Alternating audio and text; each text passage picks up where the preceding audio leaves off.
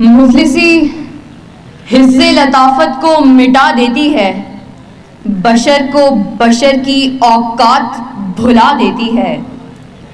آؤ اس ماں کی زبانی بھی کوئی بات سنے، روز بچوں کو جو بھوکا ہی سلا دیتی ہے۔ اپنی عزت کے بھروسے تھی جو مضبوط کھڑی، آخر ایک روز وہ سر اپنا جھکا دیتی ہے۔ اس کے دامن پہ لگے داغ یہی کہتے ہیں، بھوک تہذیب کے آداب مٹا دیتی ہے۔ صدر علی وقار سردیوں کی ٹھٹھرتی ہوئی رات، منہ لپیٹے ایک مجبور ماں اپنے نومولود بچے کو ایدھی سینٹر کے باہر پڑے جھولے میں ڈال جاتی ہے۔ اس سے پوچھا گیا، کیا تجھے تیری ممتا ستائے گی نہیں؟ اس بچے کی سسکیاں تجھے رلائیں گی نہیں؟ اس کی چیخیں تیرے کانوں سے ٹکرائیں گی نہیں؟ تو کپ کپاتے ہوئے ہونٹوں سے جب مجبور ماں یہ جواب دیتی ہے کہ میں اپنے پیٹ کی بھوک تو برداشت کر سکتی ہوں، مگر اس بچے کا بھوک سے بلکنا مجھ سے دیکھا نہ گیا، تو اس پر یہ کہنا بجا بنتا ہے کہ خاک میں ماں کی محبت کو ملا دیتی ہے، بھوک تہذیب کے آداب مٹا دیتی ہے۔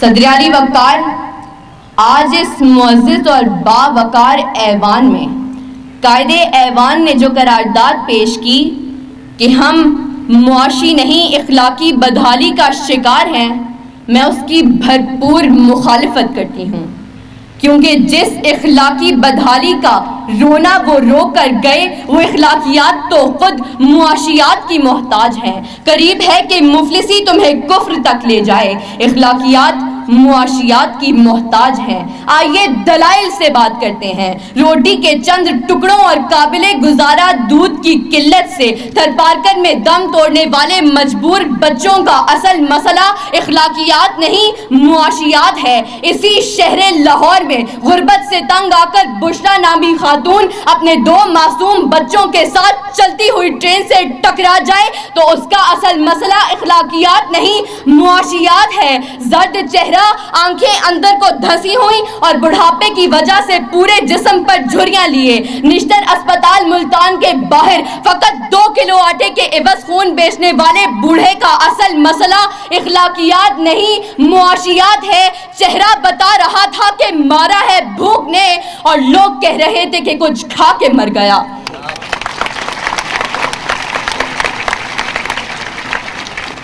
صدر علی وقار تنگ دستی، بھوک اور ابتر معاشی حالات اعلیٰ اخلاقیات کی ضد ہیں۔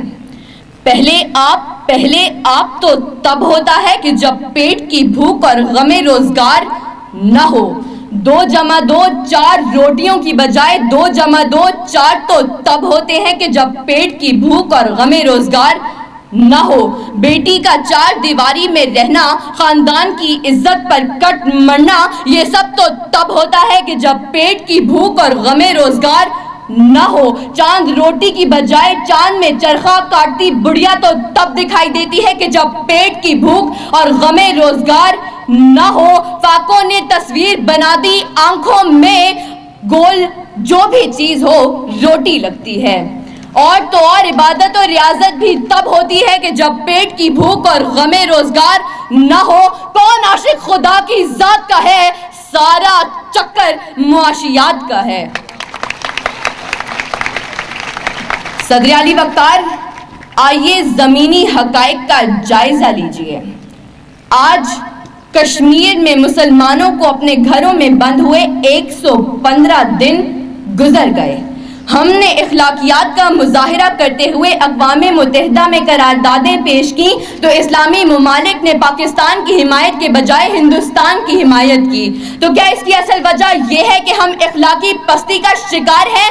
نہیں صدر علی وقار، ہرگز نہیں، بلکہ اصل وجہ تو یہ ہے کہ ہم معاشی طور پر کمزور ہیں۔ اس کمزوری کا علاج بھارت کی عالمی معیشت ہے۔ ہمیں یہ بات تسلیم کرنی ہوگی کہ ہم اخلاقی نہیں بلکہ معاشی بدحالی کا شکار ہیں، کیونکہ یہ اخلاقیات تو خود معاشیات کی محتاج ہیں۔